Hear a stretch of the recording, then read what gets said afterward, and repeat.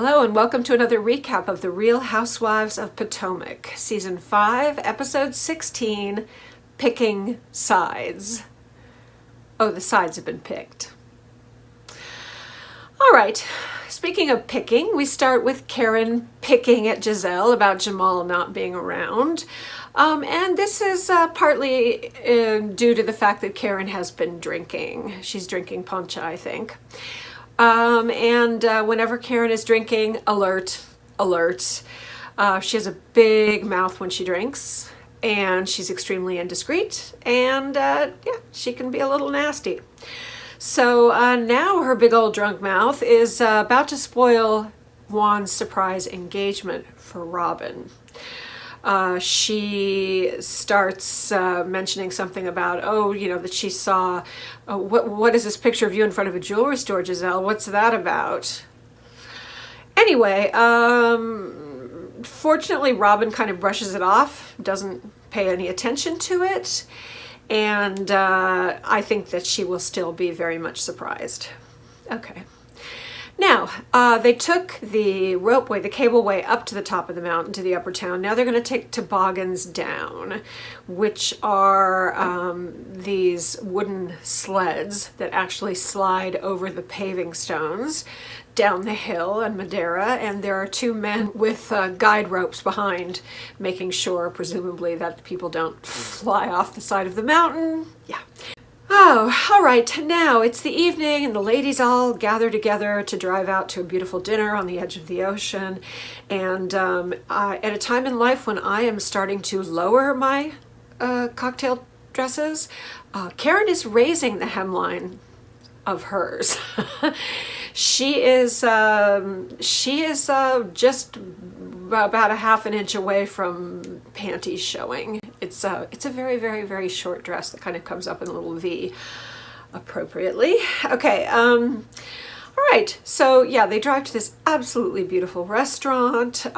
Candiace starts discussing motherhood, how she's ready for a baby.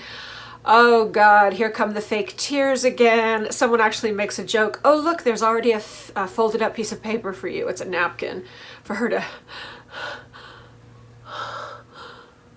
She's the worst. Never any tears. She's so unbelievable. She's such a bad actress. I mean, really. Candiace, work on it. Okay, Ashley, feeling a little salty, says, you were a really shitty friend to me when I was pregnant. And Candiace calls she calls Ashley fake. Now Candiace calls Ashley fake. And she says that, oh, during that whole time you weren't even crying real tears. And this is talking about when she had a miscarriage. Oh, those weren't real tears. Michael's tears weren't real. How dare you attack someone's reaction when they've had a miscarriage? Oh, Candiace.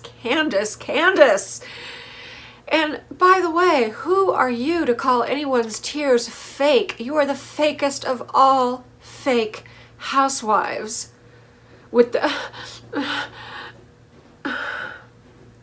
No, stop. Okay, Ashley calls her out on this. Karen makes it about her and says, well, when I stood up for my man, he didn't appreciate me. Okay. And she says, oh, but now he appreciates me. He told me he appreciated me. Yeah, but you know what? That I appreciate you that he gave you in the therapist's office or the life coach's office was really half-hearted and wimpy.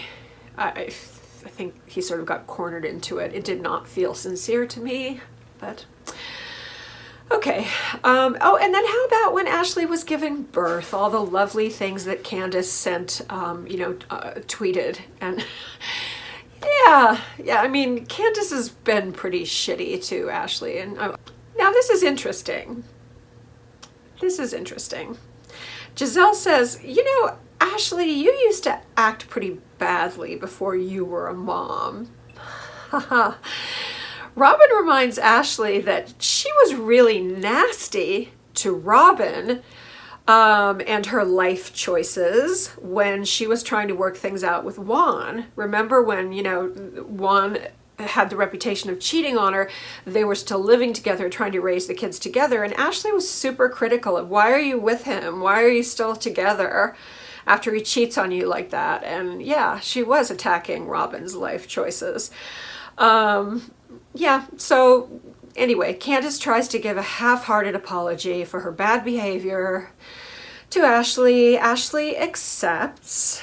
Okay, I'm not really going to talk about the stupid prank played on Wendy because I'm just not a big fan of the rubber spiders, tarantulas, and snakes in someone's bed, whatever. I don't care. I have found actual giant spiders and snakes in my bed, so I had a monitor lizard in my room in Africa. You know how big those are? They can kill you with their tails.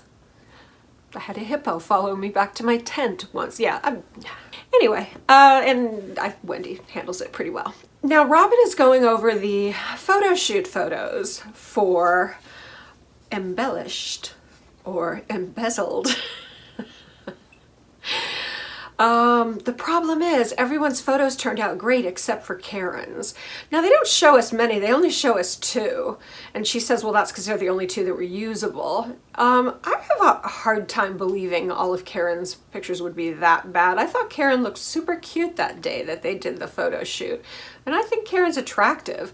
Yeah, she's not young. She's not the youngest, freshest flavor in town.